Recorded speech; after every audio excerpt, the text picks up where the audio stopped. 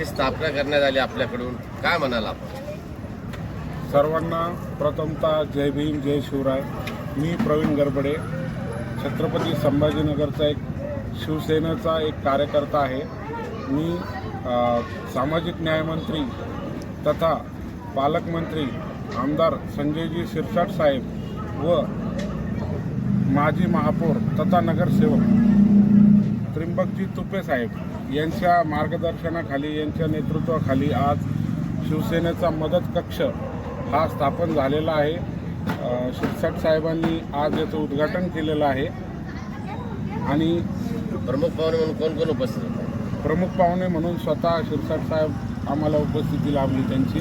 त्र्यंबक तुपे साहेब आणि नंदू घोडिले साहेब आले होते. इतर शिवसेनेचे पदाधिकारी, कार्यकर्ते, इतर सामान्य नागरिक वगैरे इथे आज आले होते. आतापर्यंत बघितले गेले का शिवसेना शाखेची स्थापना होत होती, कार्यकर्त्याची बैठक, हे नवीनच पाहायला मिळालं. मराठवाड्यात पहिल्यांदाच असं पाहायला भेटतं. पुणे मुंबईला बघत होतो मदत केंद्राचं. काय म्हणाल तुम्ही?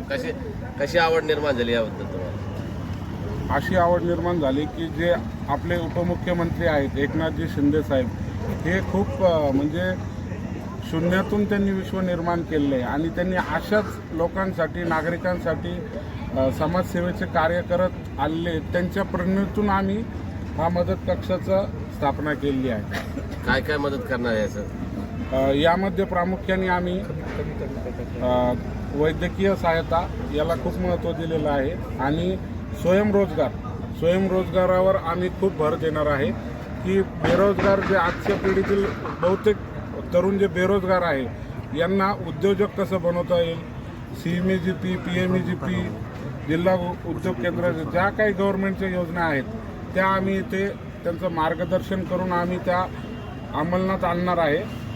हे आमचं या पाठीमागचं उद्दिष्ट आहे. परत अजून इथे आम्ही RTA अंतर्गत जे विद्यार्थ्यांचे फॉर्म वगैरे भरण्यात येतात ते सुद्धा आम्ही मोफत, शासकीय ज्या काही सुविधा योजना आहेत त्या आम्ही इथून मोफत देणार आहोत.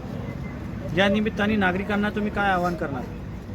नागरिकांना हेच आवाहन करणार की नागरिकांनी जागरूक व्हावे आणि जो आपण मदत कक्ष उघडलेला आहे, स्थापन केलेला आहे, त्याचा लाभ घ्यावा. त्यांनी कॉन्टॅक्ट करावा मदत कक्षाला आणि त्यांच्या ज्या काही गरजा किंवा समस्या असाव्या त्या त्यांनी आम्हाला सांगाव्यात. आम्ही त्याचं निराकरण करण्याचा पुरेपूर प्रयत्न करतो. कॉलेज महाविद्यालयामधून प्रभागापुरती आहे का शहराची आहे? प्रथम तर शिरसाट साहेबांचं खूप खूप धन्यवाद. मी त्यांना फक्त एक प्रभाग क्रमांक 20 फक्त एवढंच त्यांना मागितलं होतं की मला प्रभाग क्रमांक 20चं मदत कक्ष म्हणून पाहिजे. कॉलेज महाविद्यालयातल्या विद्यार्थ्यांच्या अनेक समस्या आहेत, त्यापैकी शिष्यवृत्ती वेळेवर मिळत नाही ही समस्या आहे. तर त्या विद्यार्थ्यांना आपण महाविद्यालयात जाऊन मदत करणार आहे की त्यांनी इथे येऊन आपली मदत घ्यावी? सध्याला तर आम्ही इथूनच मदत करणार आहोत, पण भविष्यात आमच्याकडून जेवढं होईल, जसं आता आम्हाला जसं समस्या कळतील त्याचं निराकरण कसं करता येईल हे आम्ही प्रयत्न करू आणि सॉल्व्ह कसं करता येईल त्याच्यावर सोल्युशन कसं काढता येईल हे बघू. आपल्या संपर्क कार्यालयाचा ॲड्रेस सांगू शकता का? माझं संपर्क कार्यालय आहे सौजन्यनगरमध्ये, गटला निवासी येथे, छत्रपती संभाजीनगर. आत्ता तुम्ही सांगत होते मदत कक्षाच्या व्याप्तीबाबत सांगत होते. व्याप्ती अशी आहे की मला साहेबांनी मी त्यांना प्रभाग क्रमांक 20चं मदत कक्ष मागितला होता, पण साहेबांनी माझ्यावर खूप मोठी जबाबदारी सोपून शहरी विभागाचा हा मदत कक्षाची पहिली शाखा आहे. अशा अनेक शाखा आपल्याला नागरिकांपर्यंत पोहोचवायच्या आहेत. असे होतकरू जे तरुण आहे ज्यांना खरंच समाजसेवेची इच्छा आहे अशांना आपण प्रोत्साहन देऊन जागोजागी प्रत्येक प्रभागात आपण मदत कक्षाची स्थापना करणार आहोत. आरोग्य विभागाच्या खूप साऱ्या समस्या असतात, त्या सुद्धा सोडवल्या जातील का आपल्या मदत? हो, आरोग्य विभागाच्या ज्या काही समस्या लोकांना, दुर्धर आजारांना, किडनी विकार, हार्ट अटॅक, मेंदू विकार, असे काही सामान्य नागरिकांना जेव्हा प्रॉब्लेम्स येतात तेव्हा त्यांना सहायता कक्ष म्हणून एक आपण त्यांना प्रोत्साहन देणार आहे की मुख्यमंत्री सहायता निधी आहे.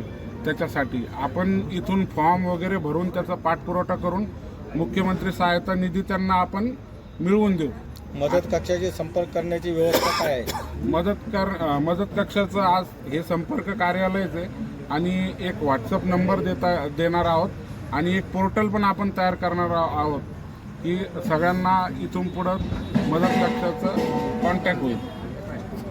आता सोशल मीडिया मीडिया इतकी पॉवरफुल आहे की त्याला व्हायरल व्हायला वेळ लागत नाही. वेळ काय राहील त्याची? सकाळी 10 वाजेपासून ते संध्याकाळी 6 वाजेपर्यंत चालू राहील, पण मी नागरिकांसाठी नेहमी तत्पर राहणार 24 तास.